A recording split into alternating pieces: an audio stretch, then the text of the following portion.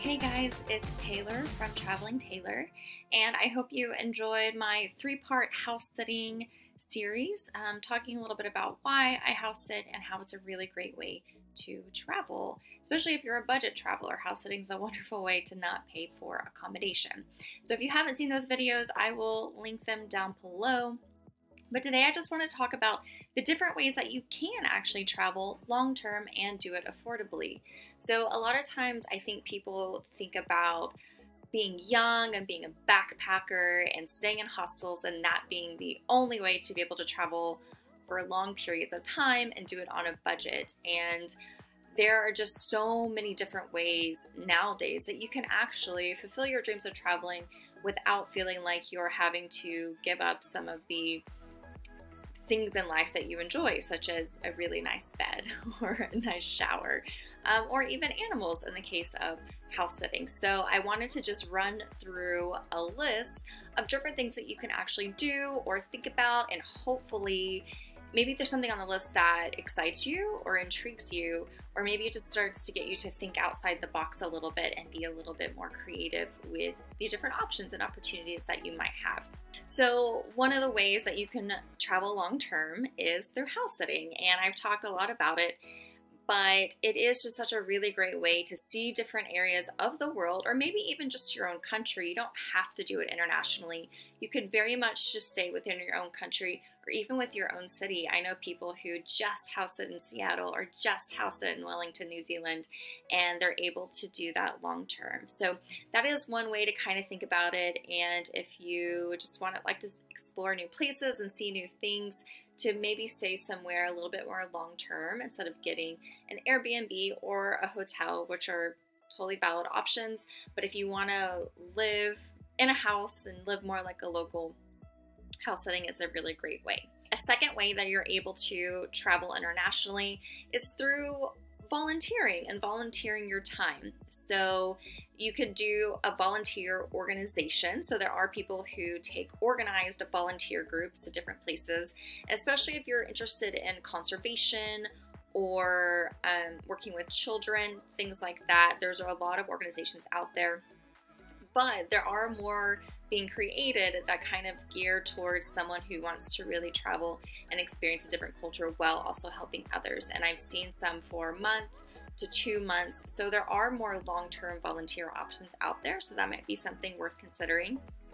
On the flip side of that, and this was really big in New Zealand and Australia, but doing something like WorkAway or HelpX, or there's Woofers is another really popular one, and it's where you volunteer your time in exchange for accommodations. So homeowners will either have, a lot of times, just chores around the house or things that need to be done. So gardening or painting. Sometimes they have large properties and maybe it's a particular growing season and they just need help picking everything.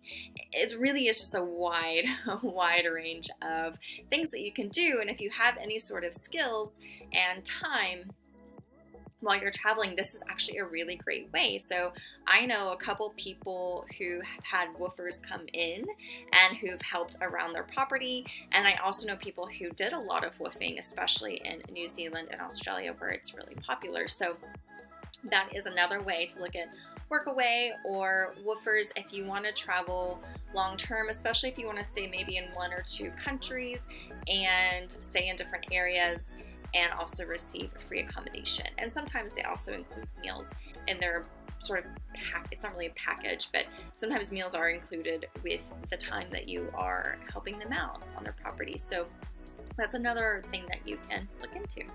So a third way that you can travel long-term and internationally if you're looking to is to do an organized trip.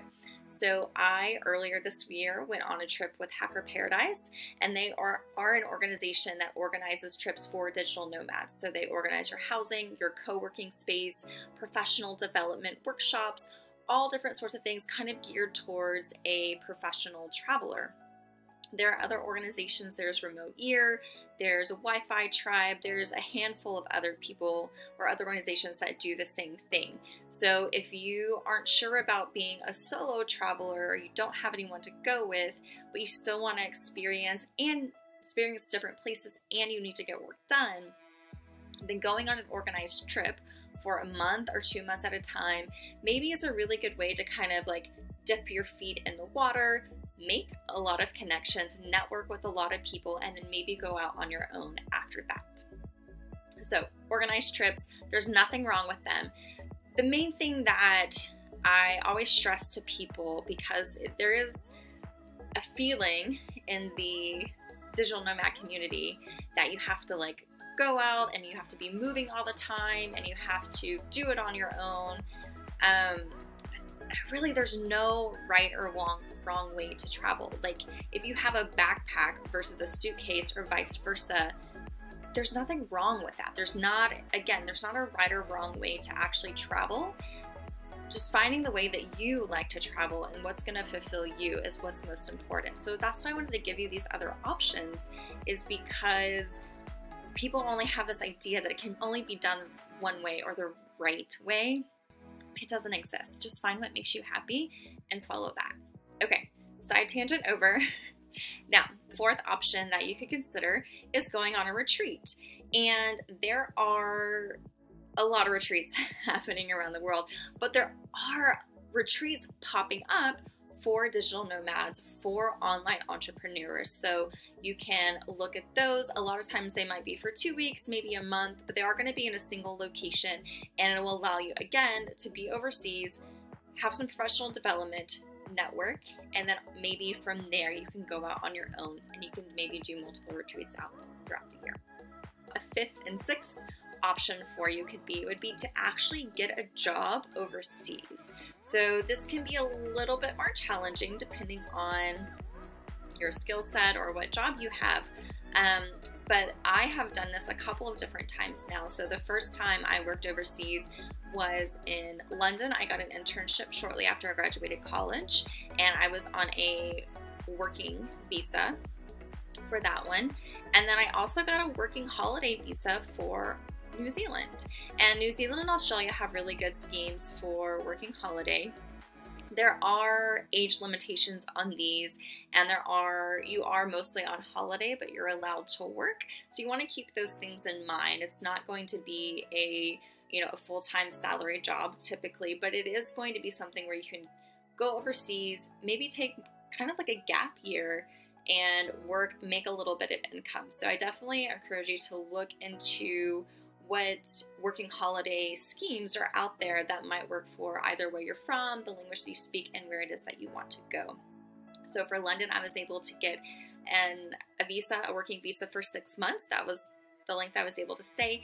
And for New Zealand, I was actually able to stay for a full year. There were a lot of people in New Zealand on the working holiday.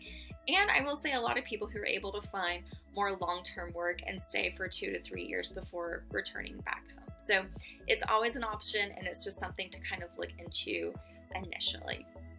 Now, the other thing that you can do long-term is to actually work for either an international company or have your company transfer you overseas. So that's the dream sometimes, right? Like, someone will pay me to go live in a different country and I still get to do my job.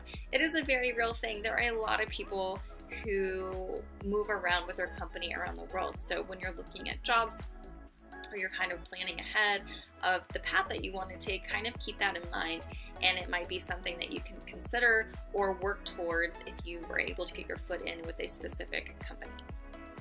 And lastly, I just want to talk about length of travel in general. So again, digital nomads, there's this idea that you have to always be on the go and moving from place to place. And yes, that is sort of the basis of being nomadic, right? That's sort of the definition, is not having a home base. But traveling full-time versus traveling part-time, it's something that you might want to ask yourself. Do you want to have a home base somewhere, whether that's in the US, whether that's in London or Bali or in Thailand, wherever it is that you want to be? Maybe you're there for 5 or 6 months out of the year, and then you travel for the other 5 or 6 months of the year. So it's not something that, again, there's a right or wrong way to do it. It's just finding what works for you.